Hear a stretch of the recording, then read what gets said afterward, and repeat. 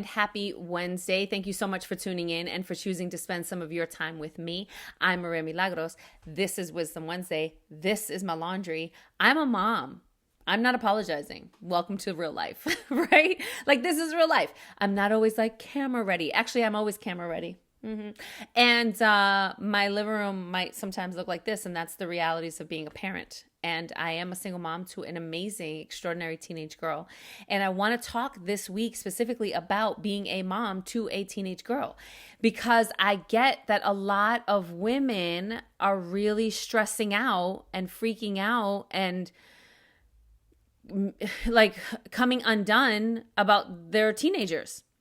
And I'm not going to lie, it's not like every day is magic, and it's not like we don't bump heads, and it's not like we don't have our conflicts. Of course we do. We're different people. That's going to happen, all dynamics, all relationships, right? But what's particularly different here is that when I meet people and they say, oh, you have a daughter, how old is she? And when I tell them that she's a teenager, they're like, why are you being like that? My daughter's magical. Calm down. And we have a tendency to tell this story over and over and over again. And then any story that we tell over and over and over again, we look for evidence to support that story.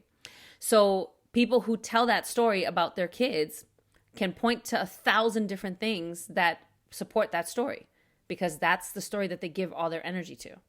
Now, the opposite is also true. If I tell the story that my daughter is magical, then I'm more likely to find the things in her and in her behaviors and in her ways of being that are magical, and to move in that direction when I talk to, look at, see, be with, and around her, right?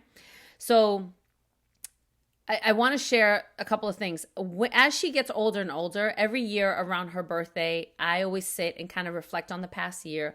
I'm just thankful for the fact that she chose me. You know, I have my little gushy crying moments, and then I reflect on any conflicts that we had and where I could have done better as a parent.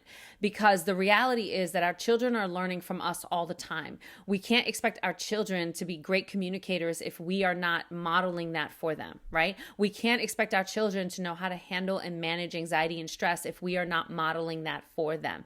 We can't expect our children to be authentic if we are not modeling that for them. We can't expect them to love themselves fully if we are not modeling that for them. Now, they may grow up and realize that the spaces that they were in were not the healthiest, and then choose to do the work to break that cycle, which is fantastic. But we can prevent some of those cycles by breaking it within and for ourselves first and foremost.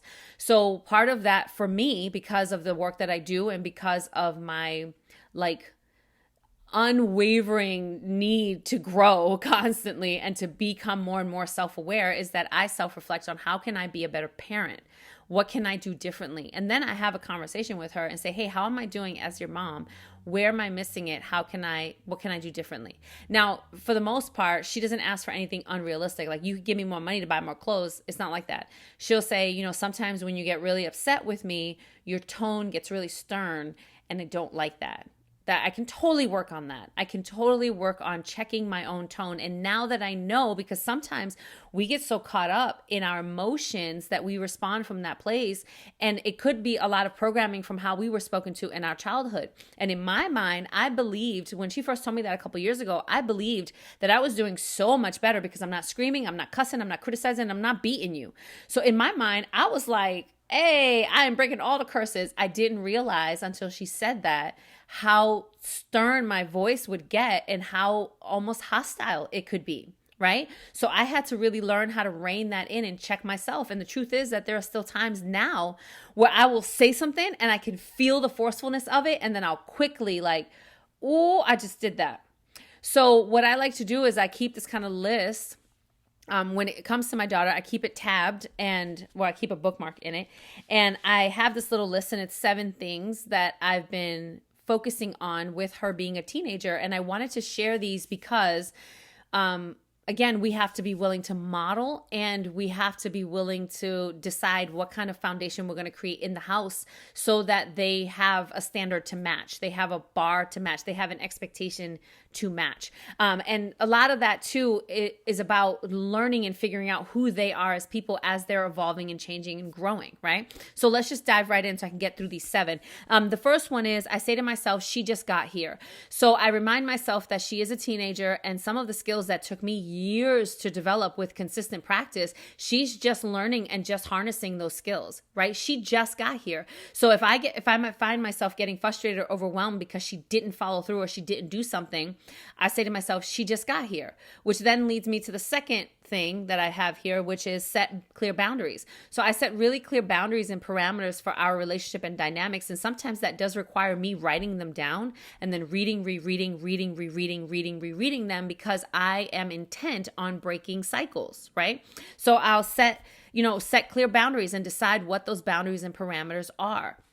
The third thing goes hand in hand with that, which is to be consistent. I have to, especially when she was little, sometimes she would do something. And if I said to her, clean this up, or I'm taking your toys and I'm putting them in the basement because you're not being respectful of them, and she wouldn't clean it up. And then I would go in her room and clean up. And not only would I not take the toys away, but I would clean her room. And then she started to learn, like, mom's not going to follow through on what she said. So then I'm teaching her through my behavior and my lack of consistency to not take me seriously.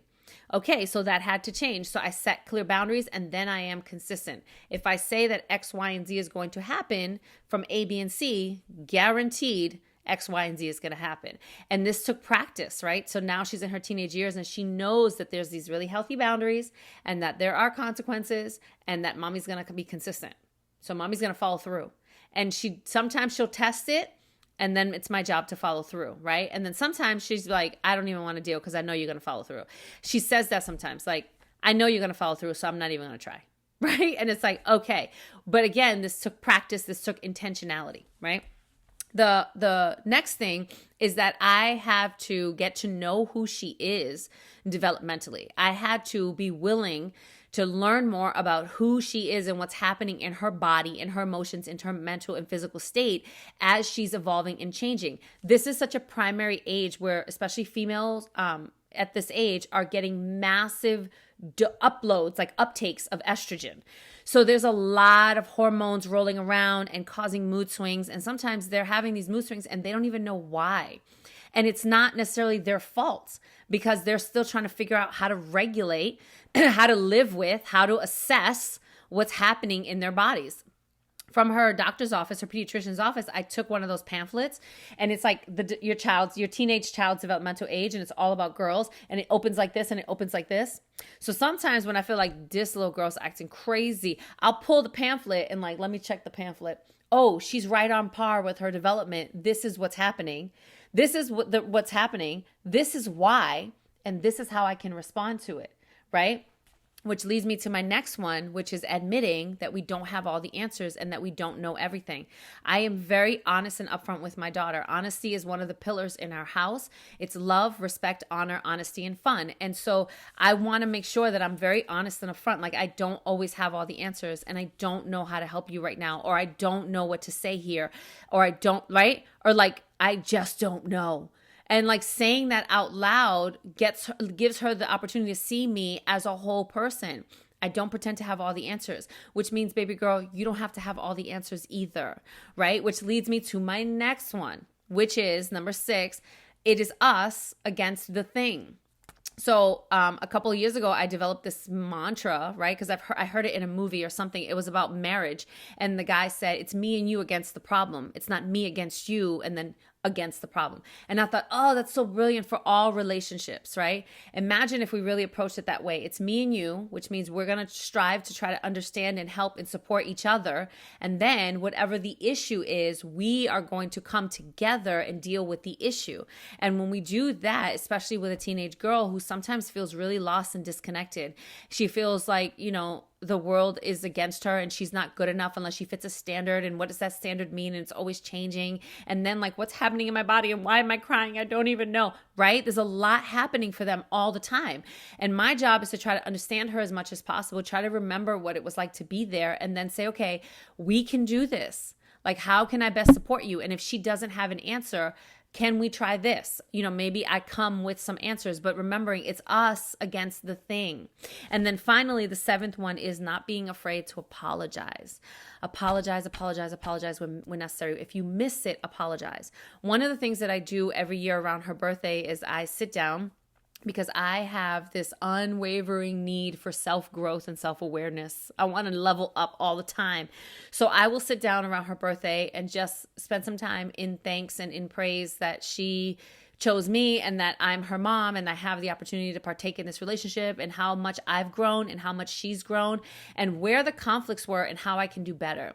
And then I go to her and I say, how can I do better? So a couple of years ago when I first started doing this, she was about 7 or 8. And I remember going to her and saying, how am I doing as a mom? Would it be easier if I wrote down some questions and you kind of answered them or circled yes or no? And she says, no, we can talk about it. So I said, where am I missing it? Where could I do better? And she says, sometimes when you're really mad because I didn't follow through or do something, you have a really stern voice and it's a little bit scary. And I had to really sit with that for a moment and put my ego aside and my defenses aside. And I recognized I thought I was doing a great job because I came from a childhood where you got spanked, right? You got screamed at, you got yelled at, you got criticized, you got called names. And here I was doing none of that. And yet I was still speaking to her sternly enough that it felt hostile. And I have to honor the fact that she felt like it was hostile towards her. That's scary for a small child. So it was really important feedback and information for me because then I learned I can do better. I can do better. That was when she was 7 or 8. There are still times where I catch myself and I'll just snap and I find myself "Rrr!" And I'm not yelling necessarily, but I do have a very strong tone. And when I do, I see it in her face and then I instantly oh my gosh, I'm so sorry. But had I not been practicing, I would not be able to catch it and see it in her and catch it right away and then apologize right away. And I am sorry. And she's like, you're getting better, Mom. You're getting better. You're catching yourself faster. I am catching myself faster. And I know it's going to eventually, I won't even be yelling, right? But it requires consistent practice because it's not very often that I do with her. But when it does come up, I have to always be on the alert, on the aware. So just a couple of nuggets that may or may not help you when dealing with your teenage daughter, because we get to determine what story we're going to tell about our children. Whatever story we tell with consistency, we look for evidence to support that story.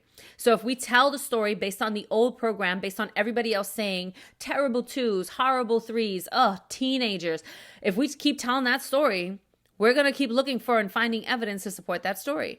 But if instead we say, no, my child is magic and we're doing this together, that's a whole different perspective, mindset, way of thinking, speaking, acting, and it can change the dynamics in your relationship as your child is going through sometimes some of the hardest years of their life. And so I find that as a mom, it's my job to support and love her as much as possible, right?